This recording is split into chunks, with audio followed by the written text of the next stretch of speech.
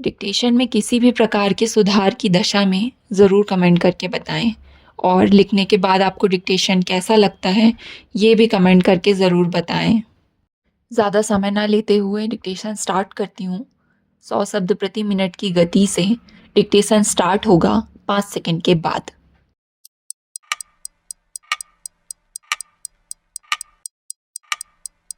Start. सभापति महोदय, किसानों की उपज की आप ना अधिक कीमत दे सकते हैं, ना अधिक उपजाने के लिए जो साधन देश में उपलब्ध हैं उनकी तरफ आपका ध्यान जा रहा है। जो कुछ आप कर रहे हैं उससे कोई अच्छा भविष्य नज़र नहीं आ रहा है। मैं यही कहना चाहता हूँ कि आप देखें कि आपके कार्यक्रम में कहाँ त्रुटि है, कहाँ कमी है। आपने कर लगा रखे हैं। आपने जो कर लगाए हैं वे तो लगाए ही हैं।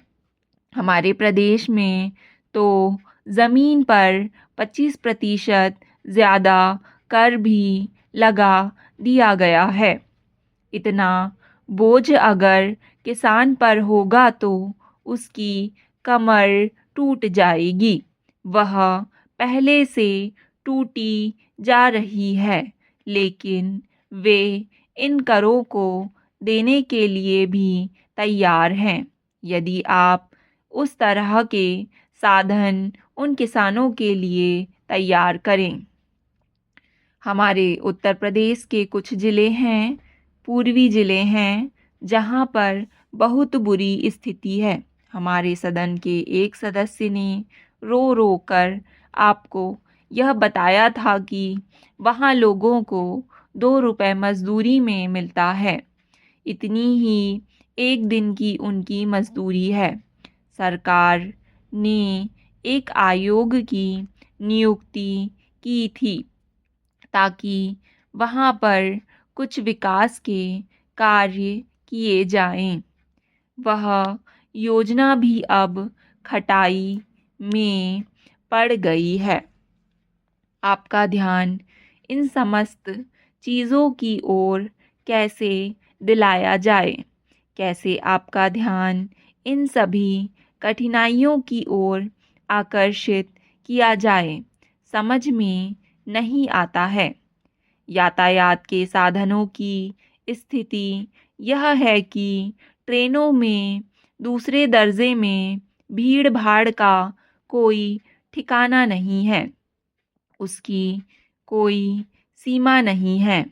हर रोज़ ऐसा मालूम पड़ता है कि कोई मेला चल रहा है। आपके पास अच्छे इंजन हैं, अच्छे गति वाले इंजन हैं, लाइन भी अच्छी है, तो क्यों नहीं दूसरे दर्जे के अधिक डिब्बे लगाए जाते हैं। लोगों को कुछ सुविधा मिल जाए, वह काम नहीं किया जा रहा है। आपको किसान की, देहात में रहने वाले आदमी की, मज़दूर की परवाह नहीं है, जो समस्त कठिनाइयों को झेलता है। आपके सारे कार्यक्रम को पूरा करने की उसमें कहाँ से शक्ति आएगी? कैसे वे अधिक अन्न उपजाकर आपको दे सकेंगे? आप इन सब पर सोच विचार करें। आपने बड़े बड़े फॉर्म बना दिए हैं। क्या उन्हें आपके फॉर्म से कोई लाभ मिल रहा है? सभापति महोदय, सरकार ने कई कृषि फार्म खोले हैं। क्या ये फार्म घाटे में नहीं चल रहे हैं? अगर सारे खर्च जोड़ दिए जाएं, बड़े बड़े अधिकारियों के वेतन जोड़ दिए जाएं, तो पता चलेगा कि सारे ये कृषि फार्म घाटे में चल रहे हैं। क्या इसी तरह से आप सारे किसानों को घाटे पर खेती के लिए मजबूर करेंगे। जिस क्षेत्र से मैं आता हूँ वहाँ एक पुल बना है।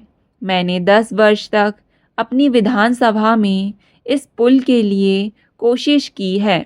जिस दिन से मैं यहाँ आया हूँ बराबर उसकी चर्चा करता आ रहा हूँ, बराबर कोशिश कर रहा हूँ। मैं कहता हूँ कि गंगा पर वह पुल बने। उस पुल को बनाने का आश्वासन भी मिला था। एक प्रश्न के लिखित उत्तर में यह जवाब दिया गया था। यह कहा गया था कि इसको हाथ में लिया जाएगा। अब मालूम हुआ है कि इस योजना को उठाकर ताक पर रख दिया गया है और यह पुल नहीं बनेगा। इन लोगों ने क्या कसूर किया है, यह मैं आपसे जानना चाहता हूँ। हमारे क्षेत्र के लोगों ने पाकिस्तान की लड़ाई में भारत को हर तरह का सहयोग दिया था, हर तरह की सहायता दी थी। हमारे देश के नौजवान भी मोर्चे पर जाकर डटे। जिस समय पाकिस्तान के साथ हमारा युद्ध चल रहा था तो कहीं कोई बात नहीं थी, अन्न की कमी कहीं नहीं थी। अन्न की कमी भी हमारे विरोधी साथी पैदा करते हैं, जो यह चाहते हैं कि सरकार असफल हो जाए। ये लोग जो कहते हैं उसको आप समझें। एक तरफ तो हमारे मित्र की बात है जो देश के बड़े बड़े शहरों में दंगे करवाते हैं, दूसरी तरफ हम हैं जो उनकी बातों को नहीं समझ पाते। इनको सभी वे लोग मिल जाते हैं जो बेकार होते हैं या जो दंगे करवाने के लिए उत्सुक हैं। इसलिए सरकार का भी इन सारी चीज़ों की तरफ ध्यान जाना चाहिए और उसको सोचना चाहिए कि क्या तरीका इन सब से बचने का हो सकता है। एक ही तरीका हो सकता है, इस देश में हर आदमी को काम मिले। देहात में लोगों को करने के लिए काम मिले और खादी कमीशन की जो योजना है और जो कि एक अच्छी योजना है वह ठीक तरह से चले। सौभाग्य से मैं आर्य समाज संगठन से संबंध रखता हूँ। उपाध्यक्ष महोदय, वित्त मंत्री को देश की आर्थिक स्थिति और निर्धनता के संबंध में जितनी अधिक जानकारी प्राप्त होती है उतनी किसी अन्य मंत्री को संभव नहीं होती। बजट बनाते समय वैसे तो बजट में आय व्यय का ब्यौरा होता ही है, लेकिन मूल रूप में देश की आर्थिक नीतियों में किस प्रकार का परिवर्तन हो तथा किस मार्ग पर वह देश को चलाना चाहते हैं, सरकार का लक्ष्य क्या है, इन सब नीतियों का बजट में विवरण होता है। हमारे वित्त मंत्री चाहे जिस पद पर भी रहे हों, चाहे वे मुख्यमंत्री रहे हों या केंद्रीय सरकार में रहे हों, उन्होंने शानदार काम किया। जिस समय उन्होंने बजट प्रस्तुत किया उस समय देश को और विशेष रूप से गरीबों को उनसे बहुत सी आशाएं थीं। देश में लगभग 6 लाख गांव हैं। उनमें जो बेरोजगारी है, गरीबी है, उसके संबंध में देश की जनता को उनसे बड़ी आशाएं थीं और जनता देखना चाहती थी कि इस अवसर पर सरकारी नीतियों के द्वारा देश को वे क्या मार्गदर्शन देना चाहते हैं। इस दृष्टि से 3 महत्वपूर्ण बातें इस समय देश के सामने थी। स्टॉप।